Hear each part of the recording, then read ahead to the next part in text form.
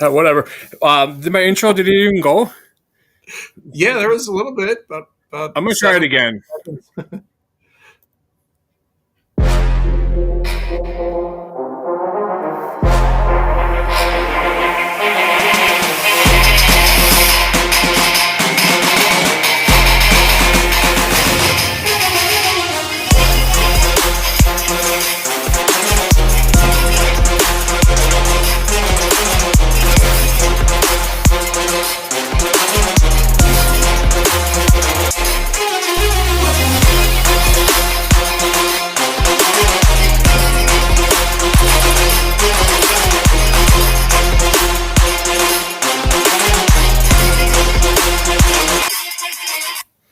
Much better. What is up, everybody? Welcome to the Cheese Talk Podcast. I am your host, Brian Rago, and tonight I am joined by my buddy, Cheap Seats 411.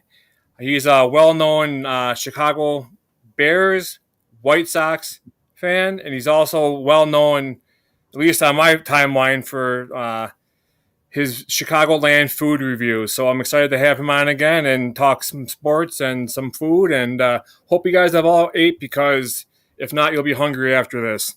You know, I just got home from work, so I'm starving. So, but you had a coworker that brought you food today. I saw that. Yes. Saturdays we usually get some good food from the outside.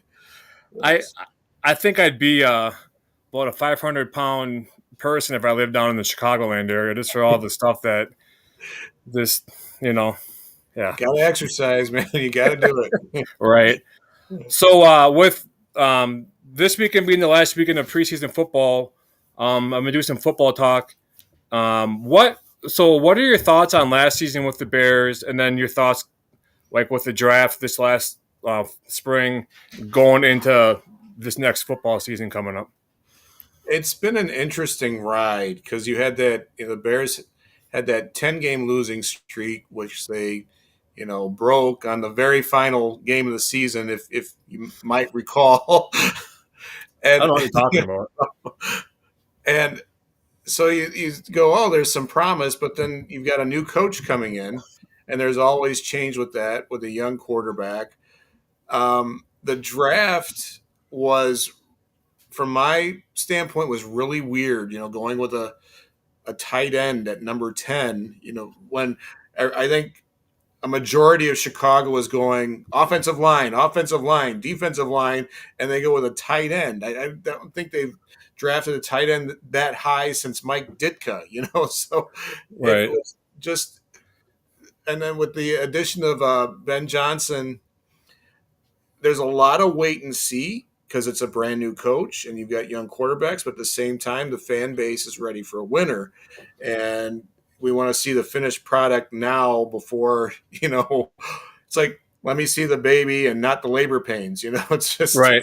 It's one of those things. And you got to temper expectations for this year, I think. I think a 500 season, somewhere around that, could be manageable. It's one of those where they play better at the end of the year than the beginning of the year, but it was a very interesting offseason. I thought it was very, the Bears won the offseason again. So right.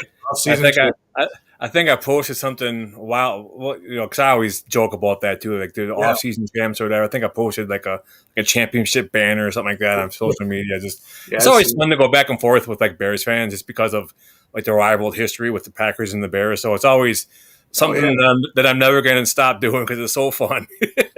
No, bring it on. Let's go.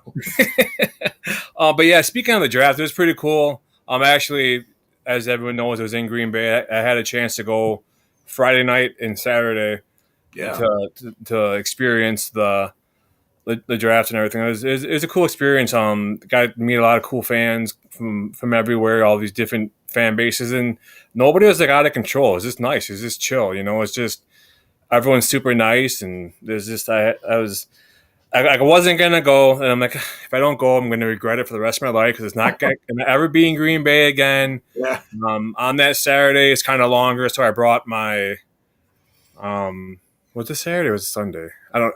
One of the days I brought my two boys to experience it, and we had a lot of fun. My oldest boy, who was really into like the military and stuff, he's 13. we walked out of the concourse to get food or whatever, and he was looking up. He's like, "Dad, look up there, look up there!" Like four guys with these big rifles, like snipers up there looking around, and it's just kind of cool, just such a small town like Green Bay to host something to bring people from all over the world. I thought was awesome, but Yeah, I bet it was. Yeah. besides seeing Seth freaking Rollins there, well-known Bears fan, but it was cool. Good. But how so last year you guys drafted Caleb Williams. How do you think he did in his first year, and how good do you think he can get under the new coach? Well, he threw what 35, 3,600. Statistically, it looked good. 35, 3,600 yards, 20 touchdowns, and only 6 picks. We saw all that. There's obviously, he's got a lot to work on. Getting rid of the ball quicker, which Ben Johnson is not going to sit back and allow. That's one thing about him. He seems to hold people accountable, and it's the exact opposite of the Eberflus era, where it just was almost like training camp was a spa compared to what Johnson's got going. But um, it seems right now, without them playing any real games, that um, it could work. It could work. I mean, there's um, so much that we still don't know. Get out there and play. They played really well against Buffalo, and then they kind of come out last night, and at least the first um, first quarter and a half, the starting offense didn't look very well until that 2-minute drive at the end. They finally got going, and Ben Johnson's press conference at the end, he was not happy. Preseason, nothing. It's like they did not come out sharp. So I think that's gonna happen this year, especially the first half of the season.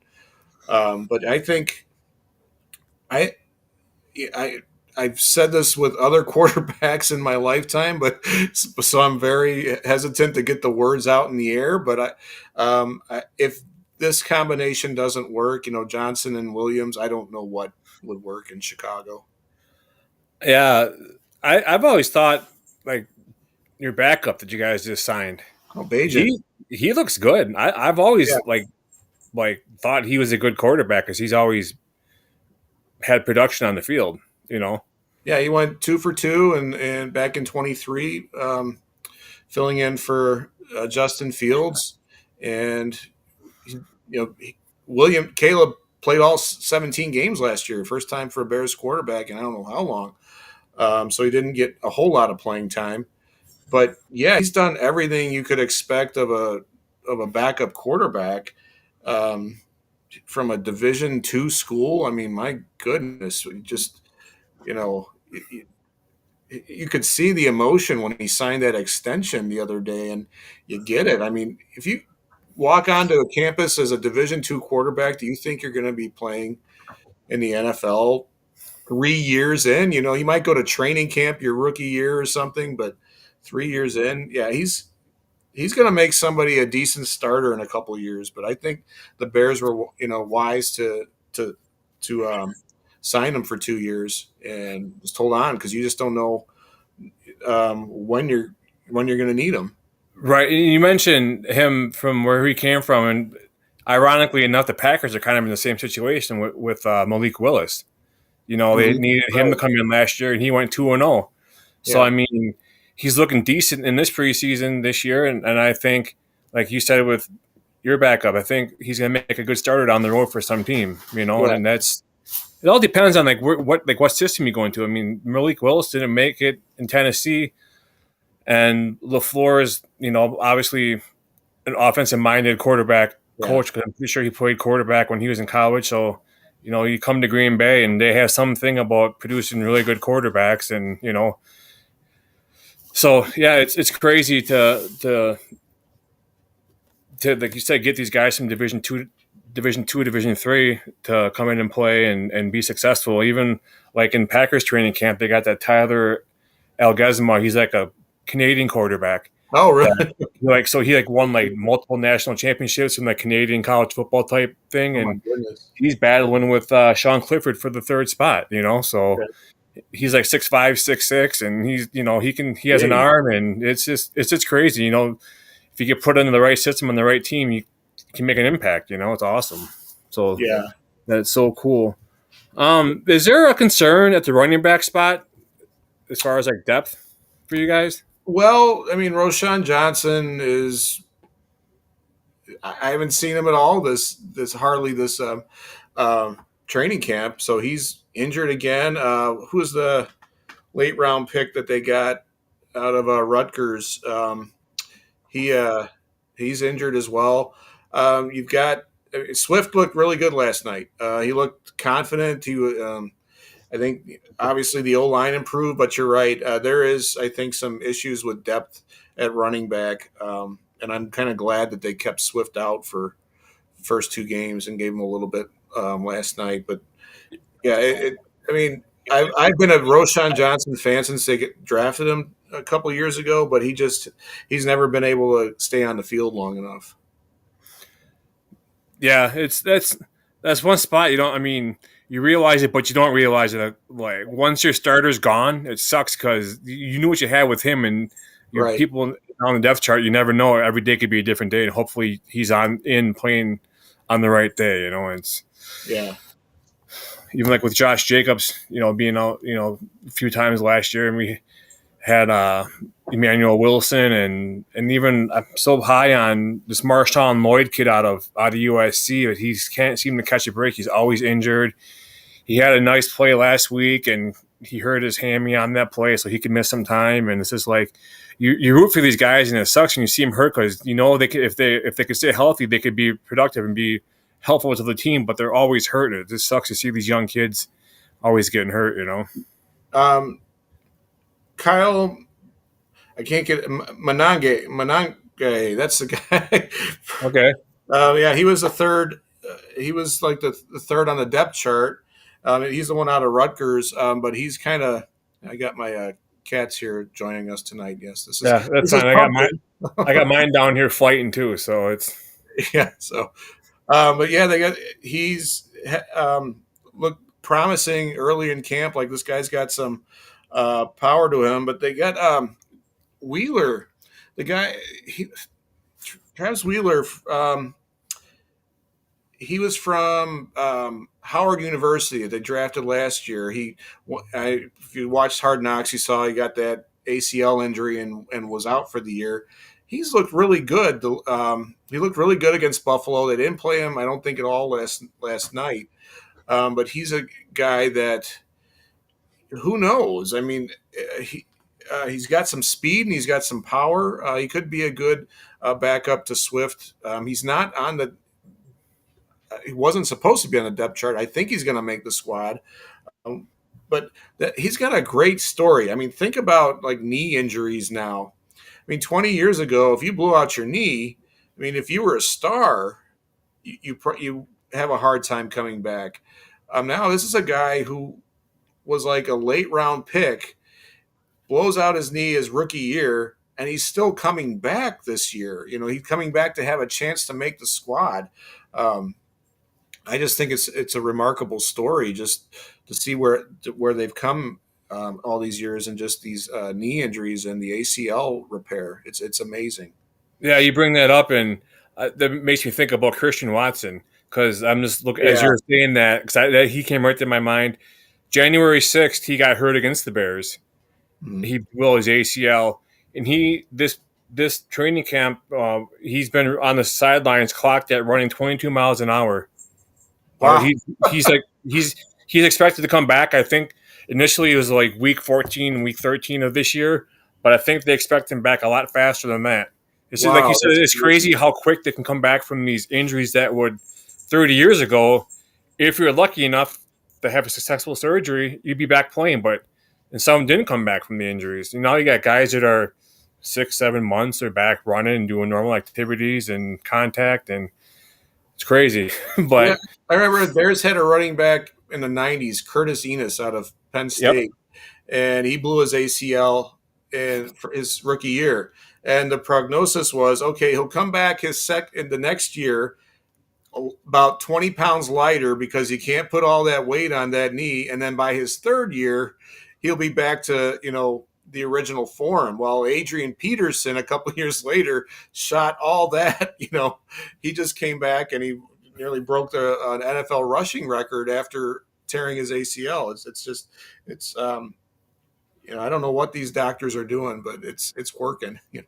Yeah, it's crazy. Yeah, Jordan Love, he tore a ligament in his left thumb opening game of preseason, and flew out to Los Angeles, flew back, had surgery, and he's expected to be back. Yeah, rolling on week one. So it's just crazy how any normal Joe anywhere can get hurt and takes us weeks to get even something scheduled. You got to get pre-approved. Yeah, but these guys, like you said, it's crazy the technology to get these guys back off the mend and out there performing, and it's good to see. What are your thoughts on the Bears receivers? Because to me, they seem like a bunch of dogs, like good in a good way. Then you got DJ Moore, and you got I can't think of the guy's name. Roma Dunze, yeah. And then you got the guy Luther. Was it Burden? What do you think they're going to do this year, or how do you think they're going to do? I've been really impressed with Luther Burden. Just from it's like it took him a minute to figure out that he's got to concentrate and come to practice. It's Ben Johnson has the theory: if you don't block, you don't get the rock. And last week against Buffalo, they're at the goal line, and he took out 2 Buffalo Bills defenders to clear the way for a touchdown. And then he showed a few juke moves. He's really impressed people in camp. Adunze is coming along. I think he's going to be a little better than last year. I think the whole offense will be better than last year. I mean, it can't really get worse. I hope not. And DJ Moore does his thing, run after the catch, which is great for a Ben Johnson offense. I think if the offensive line stands up the way that they're supposed to, it could open up a whole lot of stuff. But Luther Burden just looks really a lot better than what people had expected. You can see that early on they had some issues with him, practicing, and he had an injury and he was doing TikTok videos. It's like, come on, get in there.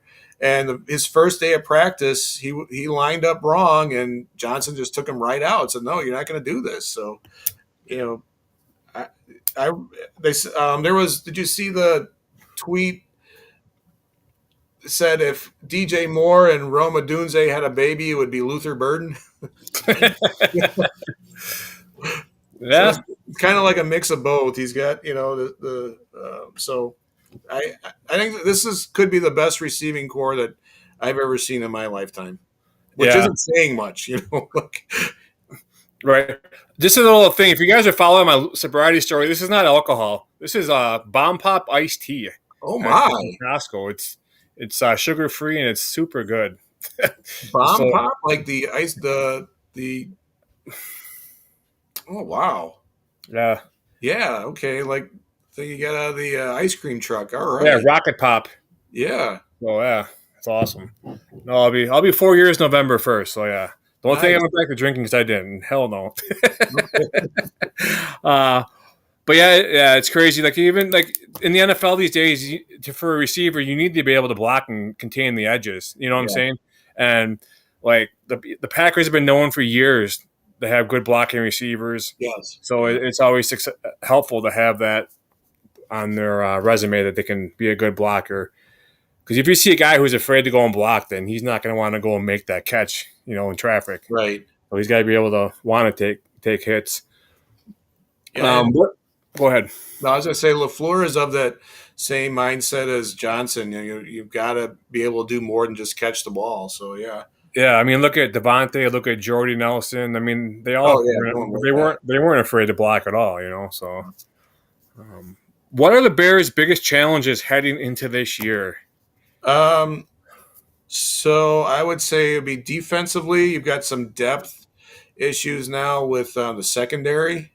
Had a fellow go. What was his? can't remember the name, but they lost a guy. He's probably third on the depth chart in the secondary back in the Buffalo game. I think that could. I think pass rush is a question mark. Sweat appears to be healthy at a good camp, but can they get production on the other side? Was that Terrell Smith that got hurt? Yes, Terrell Smith. Okay. Yeah. Sorry. So he's out for the year. Okay. And so I think right there, and also I think the biggest one is how will Caleb progress? You hope it's a move forward, but if it's a move back, that's obviously going to affect. I don't want to be sitting here at the end of the year talking about Tyson Bagent playing for a playoff spot or anything like that. As much as I like the kid, if it's this year, it needs to be Caleb. Yeah, but I guess it's good and bad if you're talking about Bagent talking about playoffs because your team is going to the playoffs and they're doing something good. Yeah. But B is like you guys invested a lot into Caleb Williams, and if he ain't going to work out, it's kind of like a swing and a miss for the organization. Yeah, it is.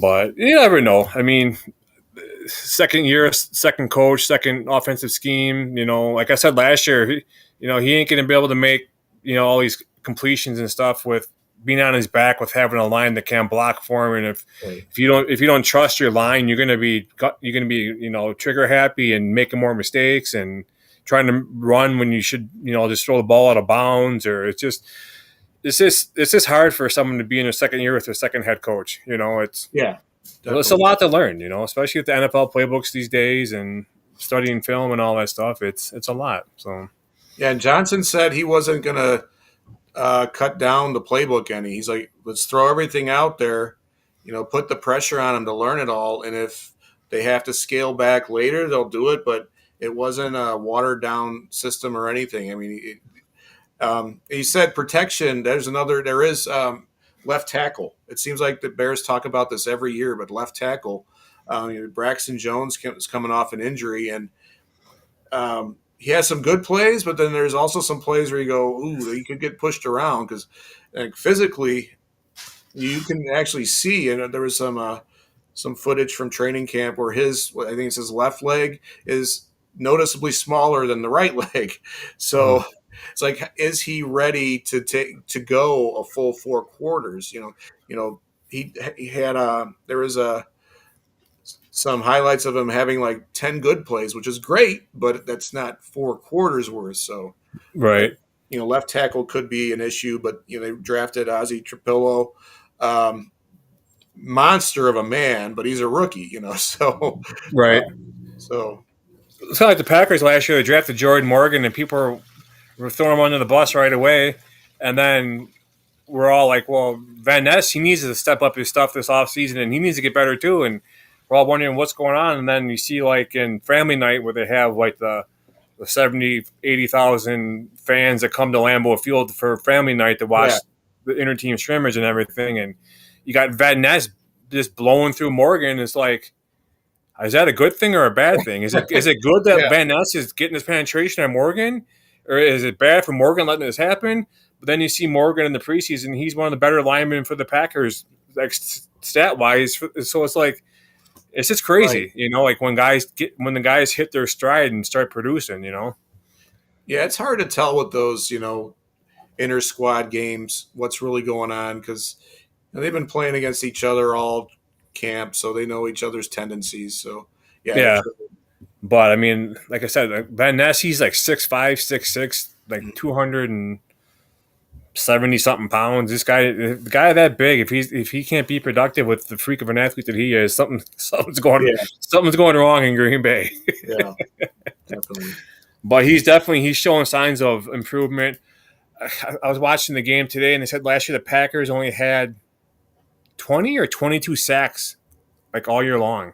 Oh wow! Okay, that's crazy. Yeah. So that's not the defense that we're used to as Packer fans. We're used to getting to the quarterback, and but hopefully this year, for the Packer fans, hopefully that changes and it can start getting to the quarterback. Because obviously you don't get to the quarterback, and you give the quarterback all this time to wait for his receivers to outrun the corner, that's never a good thing. Yeah. Yeah. Do you think the Bears should prioritize offense or defense?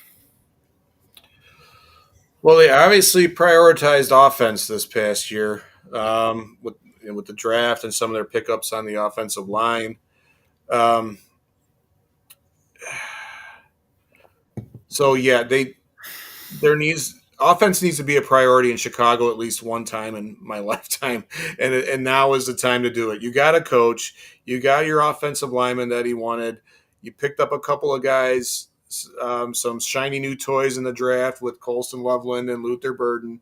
So yeah, you got to prioritize it. And but there are some questions on defense, but we'll see what Dennis Allen has up his sleeve.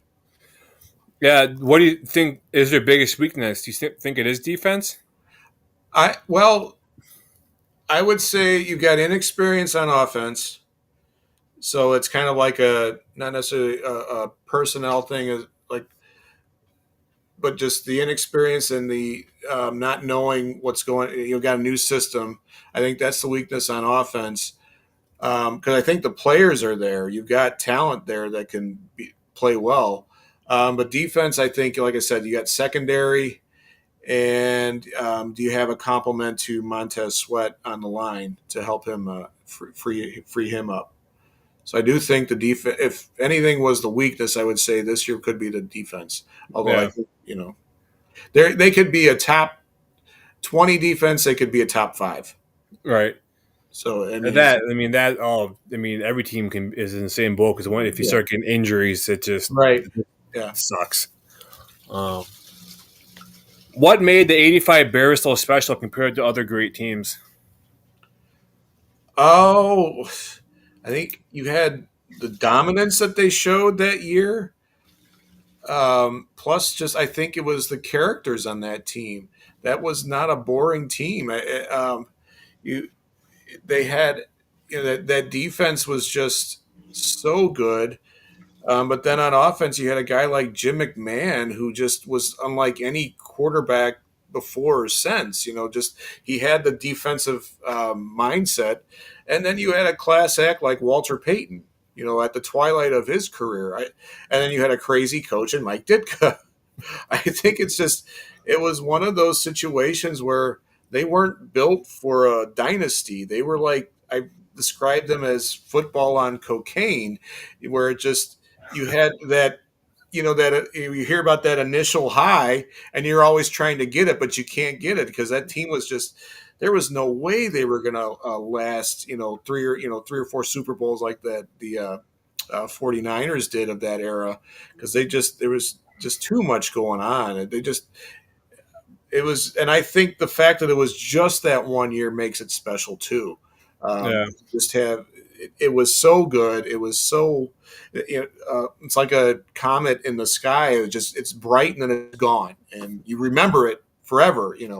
But I think it's just the cast of characters, the dominance that team had, the nationwide appeal that they had.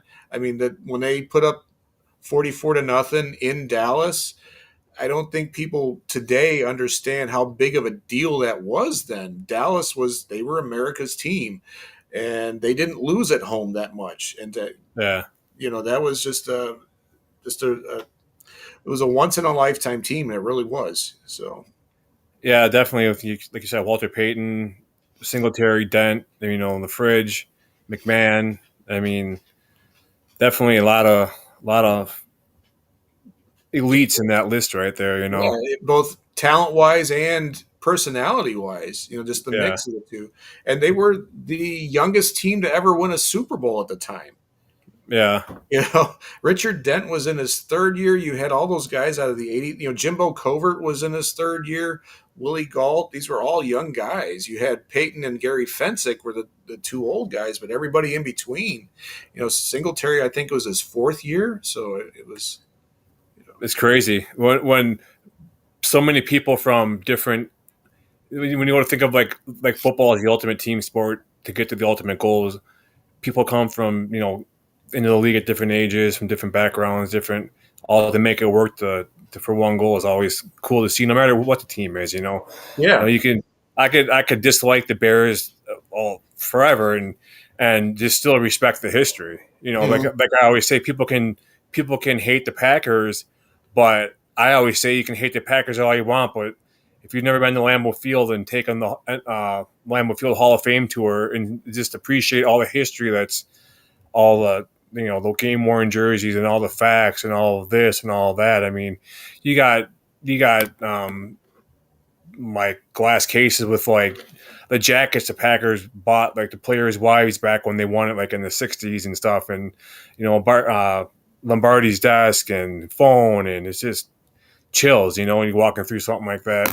I think the '96 team would be how I would, if there was any like a compliment to the '85 Bears, at '96 team. When Favre was so young, and then you had Reggie White on the other side, and then there's Yeah, all these players, and the way they really, by the end of the year, they were dominating people.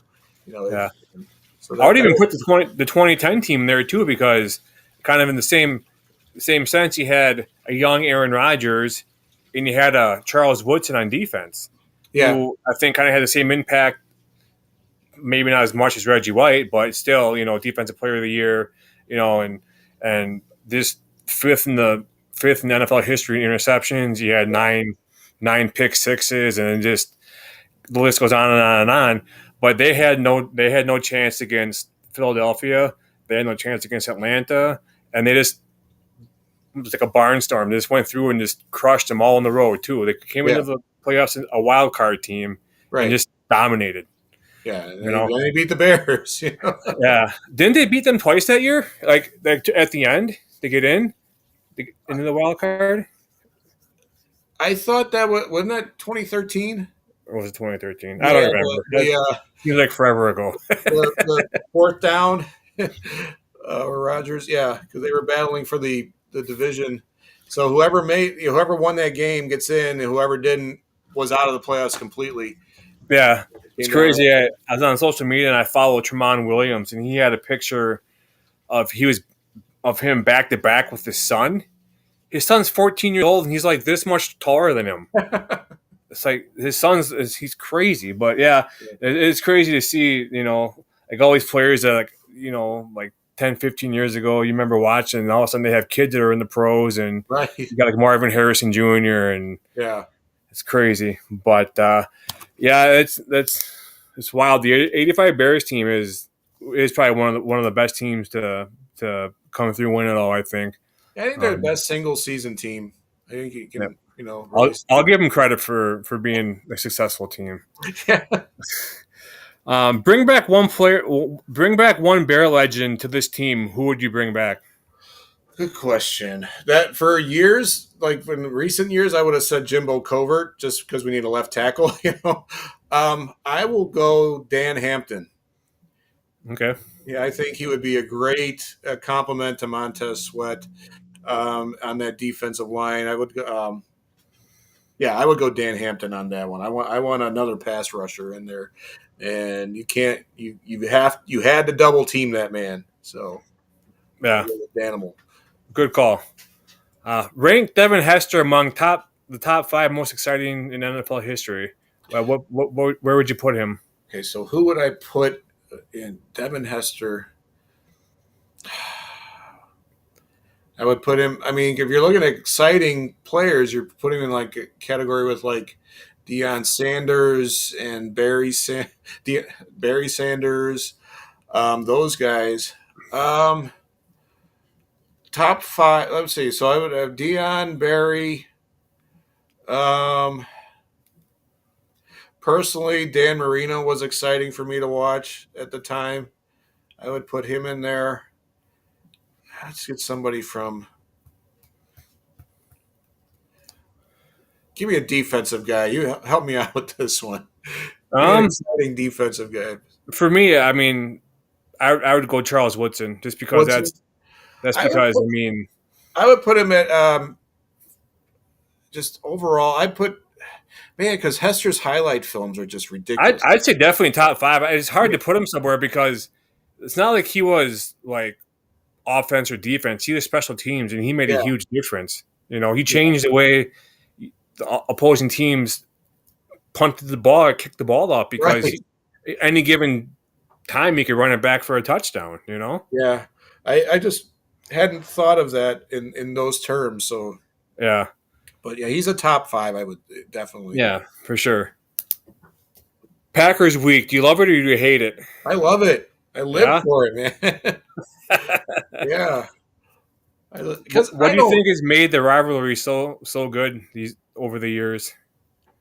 Well, the foundation for one. I mean, because in the last 30 years, the Packers have owned it, but still, you Yeah, know, um, which I always say it took them 30 years to catch up, but but I yeah, think it was just that foundation, Hallis and Lambeau at the beginning, um, and just the way I think when the Lombardi years um, were so important to I think to the Packers because it was that transition from the NFL to the NFL AFL to the Super Bowl era, and for them to be good at that time and do what they did at that time, um, instead of New York or instead of Chicago, instead of a big city, I think helped make the rivalry last longer. Because you think Green Bay, how did they have a team? All these you see all these teams from other cities come and go. It was how many times has St. Louis tried it?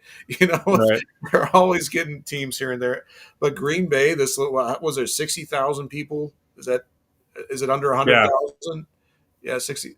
To have this team for this long, it was just that tradition so long. I think the Bears and the Packers have this symbiotic relationship of we need one another. I think especially at this point. I'd like to see it more competitive. I'd love to see it go 50-50 every year as opposed to getting one win every 10 years. yeah. No, it's you bring back in like the Bart Starr days, and I mean, it seems like people like just like almost they like just look past the history that he had. I Yeah, mean, he has 5 championships. three You straight know, titles. yeah. It's just Yeah, it's crazy that people seem to forget about that, and they never include him like in the top 10, 15 quarterbacks of all time. right. I'd put him up there for sure. I You know, think I'd yeah, put, there's definitely a case there yeah, he was what do you want out of a quarterback? Yeah, he's got to be able to throw and he's got to lead. yeah, And was there a better leader than Bart Starr? I mean, not many. You yeah. know, It's funny. I made a comment and I got imagine that lashback from a was it from an Eagles fan about the tush push. And they're like, oh, look at Bart Starr in the Ice Bowl. I'm like, okay, buddy. I went back and I clipped that image of the quarterback sneak in the Ice Bowl. Nobody came from behind him and pushed him in the end zone. He ran no, it that was himself. yeah. You know, I'd, he did that all by himself, and Jerry Kramer with the lead block. I love that clip where they're showing Vince Lombardi after the game, and yeah, he just gets so excited to see Jerry Kramer lay that block. He's like, "Yeah, Jerry!" yeah. I've always said, obviously, for those that don't know, I'm from Madison, I'm from Oregon, which is the south of Madison. I always say Madison. Huge Packer fan, and it's just I never in a million years dreamed that I'd be living 10 minutes from Lambeau Field, and so whenever I get the chance to make it there and just walk around, just to be in the presence of a lot of the top things in NFL history. I mean, you think of the Rodgers and the Favres and the Stars and the Reggie White and the Charles. I mean, it's just the list goes on and on and on. Like almost 30 Hall of Famers. I think it's second behind the Bears, who Yeah, have 30 plus Hall of Famers. I mean, there is no better rivalry in sports than the Bears and the Packers. I mean, people can say what they want, but it's been going on for over 100 years. right. Yeah. So So, take I that. guess. But yeah, the Packers did surpass them in all time wins Yeah, during the last 10, whatever 10 was it during like the last 5, 6 years, I think it was. yeah, yeah. But I forget what the Packers have now. But I think they're the winningest team in the NFL to this day. Oh, okay. I see what you're saying. But like in like all time wins Yeah, amongst the NFL teams. But rivalry too, they're head to head better, I think, aren't they? yeah. A couple games. Yeah, they finally surpassed them. Like I said, it took them 30 years to catch up. But yeah, Yeah. It's crazy, but it's always, like I said, it's always fun to go back and forth when you find the right people to do it with because they can Right. joke about it and then they can come back at me and joke about it. So I don't care, It's whatever. football. Come on. Yeah, Like, I've out of my 43 years on this planet to see the Packers have 35 years of dominance over the Bears, I'll take that right. percentage. What's your favorite go-to game day food, drink slash snack? I like to chop up a fresh Polish sausage off the grill. That's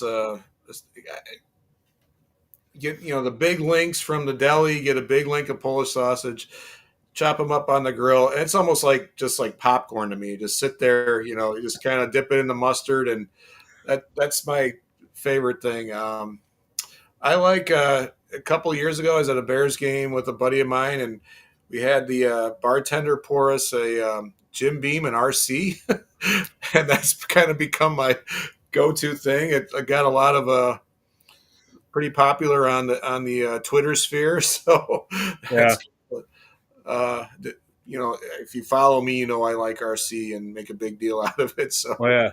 When I worked for Green Bay 7 Up, we distributed RC, and yeah, they had the cherry RC and the diet cherry RC, and yeah, it was definitely.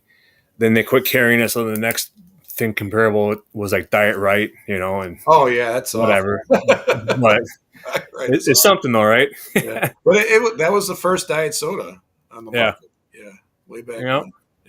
Yeah. Favorite Bears uniform combo, What do you mean? like jersey Oh, color, okay. pants color, helmet, I like the traditional blue top, white pants, and the traditional helmet. helmet. I you know, I'm call me the get off my lawn old man or whatever, but I like the traditional one when it comes to the Bears. What do you think of the Packers 1923 uniforms that came out this year with the leather inspired looking helmet that Illinois had a couple years ago? That's pretty cool. I like it. I think kind of Yeah, yeah. Well, yeah. I I don't heard that wear there was one like a every limited. Sunday, but. I heard there's like a limited edition of those, and they're like $1,500 a piece for like a replica Oh helmet. my goodness! Wow. Yeah, Okay. $1,200, something like that. It's crazy. I do But like the throwback Bear jerseys that they wear, yeah, but not every Sunday. Yeah. got to mix it up, right? Or else you feel like Yeah. you're watching this, or else you feel like you're watching the same game over and over every I week. guess. Yeah. How do you think the Bears finish this year? I'm saying 9 wins. So 9 wins, yeah, 9-8. 9-8. Yep. I'll mark that down, Okay. and we'll revisit that. Hopefully during the year sometime we can get you back on. Now, I did start a new segment called Rapid Fire. Yeah. I've been working on a little clip to introduce it, so I'm gonna try to run that quick. Then I'm gonna do rapid fire on Chicagoland food, and you can Okay. kind of tell people what you do on social media with your reviews and Yeah. everything, and we'll get into your reviews, Cool. into your food talk. Let's do it.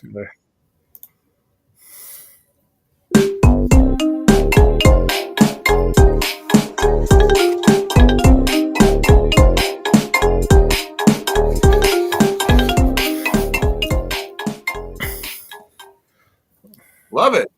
Alrighty, that worked. Awesome. All I had right. problems with it last night, so it's awesome. Awesome. Well, if you guys don't know, this is my buddy Cheap Seats 411. He is a Chicago Bears fan. He is a White Sox fan, and he's also well known on Twitter X for his Chicagoland area food reviews. Do you want to tell us kind of how you got started doing that and what drives you to do it? Well, it was way back around COVID. I was starting to post food pictures and things like that. And my daughter sort of gave me the idea, like, Dad, you should do a little review when the restaurants open up again, we were talking about. So I did a few, and then I was working with OnTap Sportsnet, a bunch of good guys, and they started having me do food reviews around the city. And I was taking just suggestions from people on social media where to go, just taking my cues from them on where to go. And the love I mean, if you're in Chicago, you know there's great food. Growing up, my dad, I used to hang out with him a lot during the summer. He was a pastor on the west side of the city, and every time I'd hang out with him, I'd get lunch. We go to lunch, and we always went somewhere new. We didn't go to McDonald's or Burger King, but he always took me to these different places around the area. So just that kind of curiosity of trying something new and not the same thing over and over again. That's kind of just it's been with me since I was a kid. So I like to pass that on. And I've been to 60. I've got 66 restaurants on YouTube right now.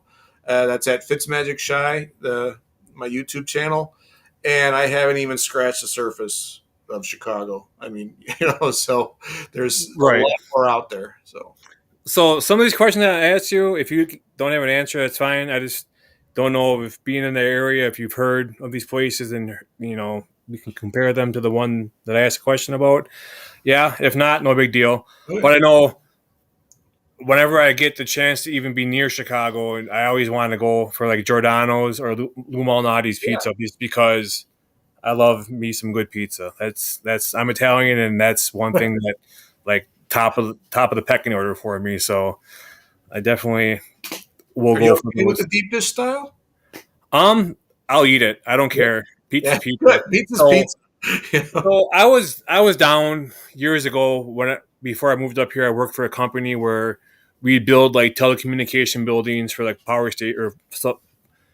plant stations, like the metal buildings or shacks that they run all the cables and optic fibers through and stuff. And we were down off of Cicero Avenue, and I ordered a pizza. I forgot where it was from, but well, that's back when I was a heavy drinker, and I ordered it drunk. But that's besides the point. All I can remember, it was like a 30-pound pizza. That thing was heavy, right? So I ate it for like 3 or 4 days. Um, yeah, I've always, and then you see like on social media like Giordano's and Lou Malnati's, and we were down in Schaumburg like 4 years ago for a dance competition for my daughter, and we got Giordano's pizza, and we got the deep dish, and it was amazing. Just like it's like lasagna and a pizza, Nothing wrong with that. If you ask me. So that leads me to my first question: deep dish or thin crust? Oh my gosh, that's a. I think like many Chicago folks will say, deep dish is for special occasions, and thin crust is like, hey, we need to get a pizza. It's Friday night. Yeah, right. Pizza. I'm like you. I love both. I really do, and because I mean it's cheese, it's sauce, whatever. So I will say just on a volume scale, thin crust. Yeah, yeah. That's What's the difference between thin crust and tavern style? Is there really much of a difference? It really isn't. I mean, I guess tavern style. There's not a ingredient makeup that's any different. It's cut into the squares. It was kind of used in bars back in the day to make it easier to serve to people coming in. So it's the square cut that makes it tavern style, but nothing in the ingredients. Okay. Have you ever had from a place called this Pequuods? Quads. So okay, so Malnati's, Giordano's, or Pequods? Malnati's. Malnati's. All are great. Okay. Pequods is kind of like the in one these days, and they're very good. The original locations in Morton Grove, but I am a Lou Malnati's. Okay, so this is a question I think I know the answer to, but I'll let you elaborate. Chicago dog with or without ketchup? Without Why are you guys so big on not having ketchup on your hot dogs? this, this is more than rapid fire. This is a long answer. Okay, my grandfather told it to me. It really has to do going back into like the Depression era. The whole idea of what ketchup used to be, it was like a covering for bad food, and the vendors were getting into. It was a way to. So you've got the Depression, you've got ketchup covering bad meat, you've got the stockyards in Chicago, which had a bad rap. So it kind of all led to vendors saying, "Hey, eat our hot dogs. You don't need any ketchup on it. They're good. It was kind of Yeah. a way to just make Ma- people confident Mask that and they just weren't eating something bad. yeah, disguise the badness, right? Right. No, That's what I ketchup. mean you gave me your short answer question, but I wanted you to elaborate on. I'm Oh, just curious as to why people are like, oh, you don't put ketchup on a hot dog and this and that. I guess I never really looked into it. I've been known to do both, but when I yeah. do a Chicago dog, I don't put any ketchup on it. So As a yeah, Chicago dog, I leave it off. yeah, for sure. There's too much other good stuff to put on there, right? Yeah. Italian beef, dipped, dry, or with sweet peppers. Mine is dipped or baptized, as we call it, with hot peppers. Awesome. That's my Portillo's or Al's beef. Al's Garrett popcorn, cheese, caramel, or mix. mix. Chicago mix. Yeah. Damn it, I'm making myself hungry. Me too, man. Good thing I had Euros before I came on. Oh my gosh. You get a good one up there? So you're gonna laugh. We're a family of 7, right? So there are good places up by. There's a Nico's Euros in Okay. Oshkosh. There's a Parthenon's in Madison. There's a place Kebabs here in De Pere. But when we go do our bulk shopping at Costco, we buy the stuff and we just warm it up and make it because you got 7 people. It's just Right. There you go. yeah. So yeah, we got stuff from Costco. It's pretty good, you know. Okay. It comes with you can tell it's been cooked and there's like grease in there already, so you don't have to like grease your pan. Then you cut up onions, you got the tzatziki sauce, and you got the bread and everything. Yeah. It's Okay. do what you can, right? Yep. It works, man. Maxwell Street, Polish or hot dog? Whoo. After a Sox game, it's a Maxwell Street. Yeah, Maxwell Street Polish. Yep. Yeah. Go to the Maxwell Street Depot on 31st Street and get you a Polish with mustard and onions on it. yeah. Yeah. I went by Rate Field the other day, or like a month ago. We're coming back from was Westfield, Indiana? Sound right? Westfield. That- I think so. Yeah. So that's where the lacrosse tournament was, right? I mean, we're coming back, and Chicago has so much road construction Yeah. in Indiana, and that whole little elbow or armpit, whatever you want to call it, Yeah. of Wisconsin, Illinois, and Indiana. And like what was showing on our GPS and like what was in front of us, are like 2 different things. So I had to make this. My wife was driving. I'm like, well, just go this way, get off. I ended up going through frickin' Gary, Indiana. Oh, I've done that trip. Yeah. Like, Oh my God! There's like the nice whatever. Everything's boarded up and like the streets Yeah. are like ghost towns and we ended up and don't work. we couldn't get over in Chicago, so we ended up taking like the scenic tour along like by all the like the Willis Tower. What's that bridge called that you go over on 90 Lakefront? Oh, the Skyway? Yeah, we ended up taking the Skyway because we couldn't get over in traffic. Oh, okay. So we ended up taking the Skyway and paying like $15 in tolls, Yeah. and it's like. But I got a lot of cool pictures from that. I think you know this too. I've always been a huge fan of like the Chicago skyline and everything. Yeah. And it's my favorite top skyline that whatever. And besides the morning point, I wasn't complaining, but I'm just still. I'm not shocked about how aggressive drivers are down there because we get on like an on ramp, then you go for a little bit, then there's an off ramp for a different road, Right. and people are just like passing you like on the shoulder up against like the side of the highway. Right. It's just people are absolutely flipping crazy down there driving. But no, we ended up taking that way, and it sucked going through Gary, Indiana, and wow. But yeah, never again will I make that mistake. Let's get back. Steakhouse. Actually, wait. Have you been to a place called Malort? No, I have not. Okay. No, I have not. Because I was kind of Google that question. Like Malort is like take the shot or pass.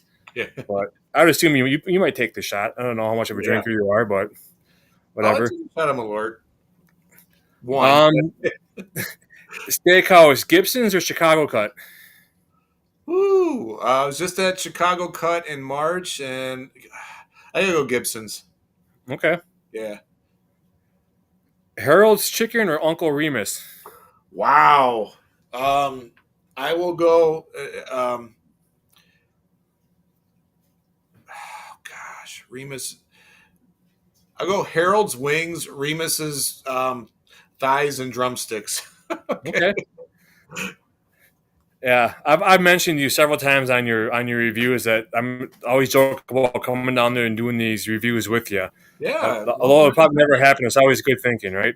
Yeah. Rainbow cone or Italian ice? Italian ice.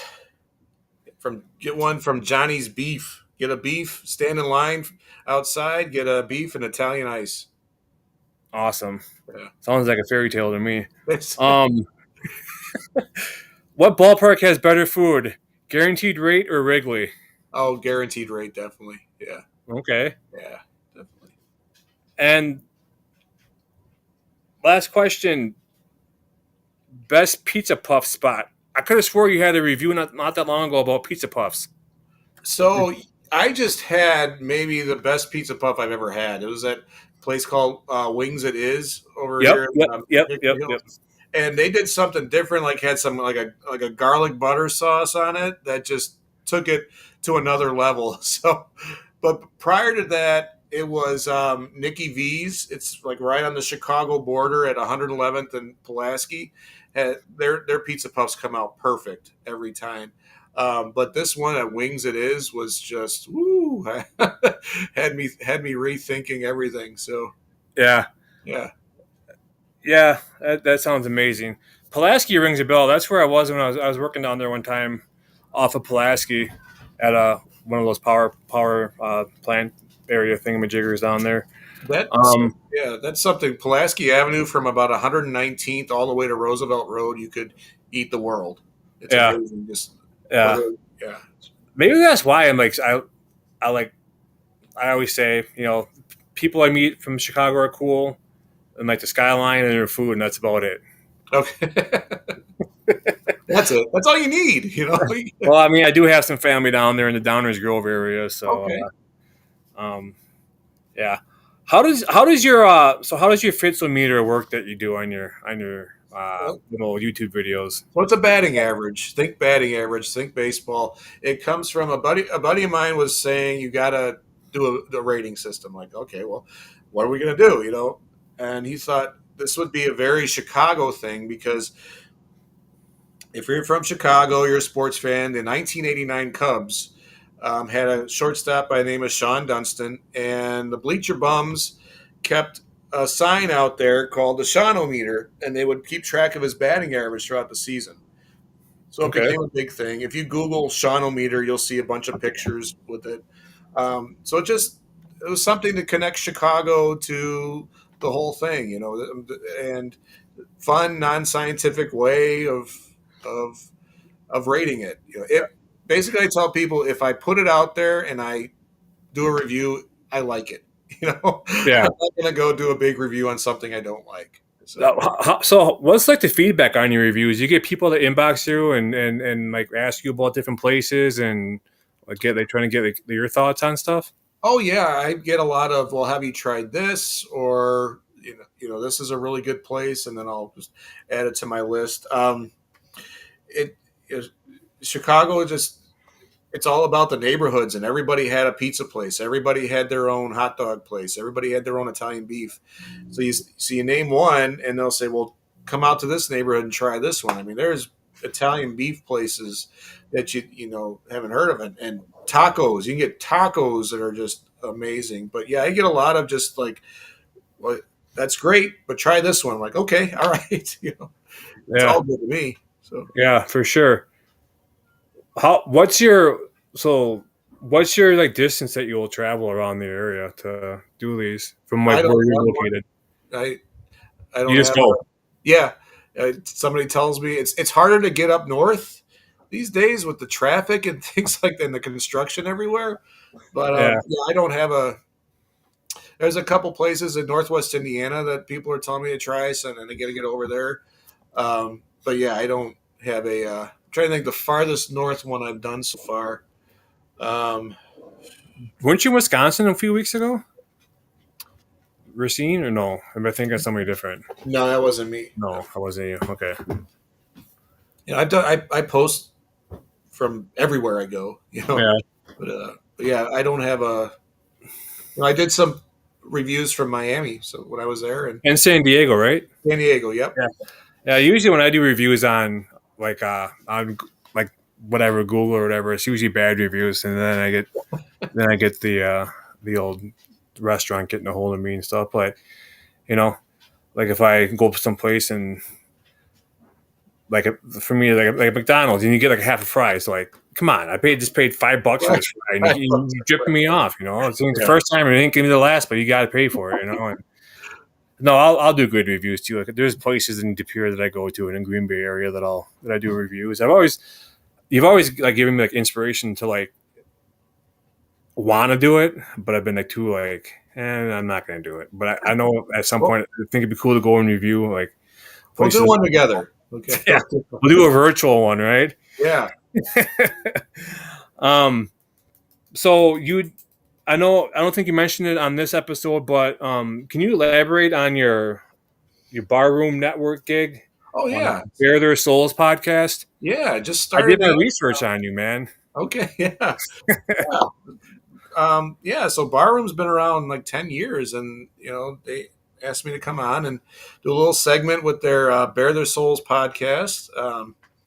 It's every Wednesday, starts at 9 o'clock Central. I usually come on around 10, and you can check it out on YouTube. I talk a little bit about the Bears. I give a little like my meatball takes on it, and then we talk about my latest food review. And yeah, and also like through football season, I'm going to be bringing in a food item, like a tailgate item, and talk a little bit about the background. I got a good one this Wednesday, a really good one this Wednesday. So if you can't catch it Wednesday, watch it on YouTube the next day or whatever. I'm not going to say what it is right now, but it's a good one because I Yeah, like history and things like that. So yeah, I like making a good game day chili. yeah, You that's can just go awesome. back to it and just feast on it all throughout the day. Then you can Right. be in regret the whole next day. You have chili Yeah, dogs, you can, yeah. After you can do chili dogs, or you can just have chili and more chili, and yeah. you know. Um, but yeah, no, that's awesome because the food review is just something you give people like different ideas, like even like different stuff to go out and buy. You know what I'm saying? Like being a family segment here, it's like, what do we make? Like we have this stuff all the time. Like, you gotta like be different, and sometimes it's hard to meal plan for 2 meals a day for Yeah. 7 days a week, and it's just absolutely crazy. It's why I'm always on your videos commenting and joking around and stuff. But no, I think it's cool what you're doing, and yeah, it's awesome. I want to thank you for being on. Yeah. I also want to give a shout out to Open Network. I forgot to give him a shout out last night, but Iowa Joe and Mike Kawano and Aaron Davis and the Open Network for giving me the chance to podcast on their network. I appreciate it. You can find them at Ohana_Packers. Where can people find you at? So if you want to see all my reviews, I always suggest going to the YouTube channel. That's at Fitzmagic Shy on YouTube. It's got 66 videos there right now. Like I said, I don't pretend to know every place in Chicago. And then you can find me on Twitter, X, Instagram, and TikTok. They're all at Cheap Seats 411. Yeah, I just named off like probably a little bit less than 20 different places, and you knew most of them. So you know quite a bit of places. Yeah, yeah. But yeah, to find me, I'll put my Linktree link in the comment or in the description of this video. When I'm done here, and I'm on Facebook, Twitter, Instagram, TikTok, and YouTube. So yeah, I'm everywhere as well. So again, I appreciate you being on. Maybe down the road I can have you back on again, and Wait, before the season's over. before Yeah, the season's over. And don't the Bears play the Packers the last game of the year? Something they like do that. that again. Do Sounds the about right. Yeah, I wouldn't doubt it. But yeah, I'll get you back on, and we'll talk and see how our teams are doing, and maybe we can talk about some of your reviews between now and then, and go Love from it. there. Sound like a plan? Sounds like a plan. All Appreciate right, you man. having me Thanks back. for taking the time and being on. I really appreciate it. All right. Thanks a lot. Yep. Go Pack, go. Bear down.